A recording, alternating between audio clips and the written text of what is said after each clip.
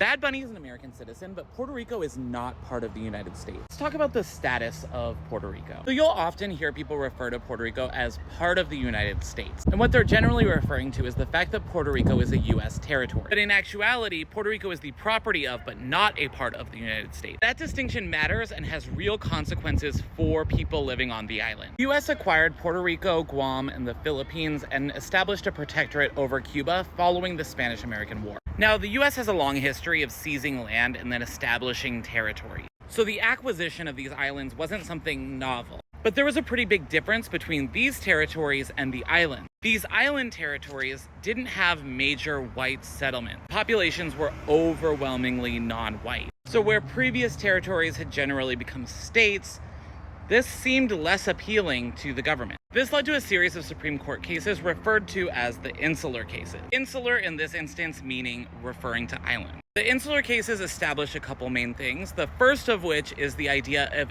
incorporated versus unincorporated territories. Incorporated territories, like at the time Alaska, would be territories on the path to statehood. Unincorporated territories, like Puerto Rico and Guam, would be de facto colonies. This is where the term foreign in the domestic sense comes from. This means that in an unincorporated territory, in a colony, the Constitution does not fully apply. So again, in Puerto Rico, the Constitution does not fully apply like it does in the rest of the United States.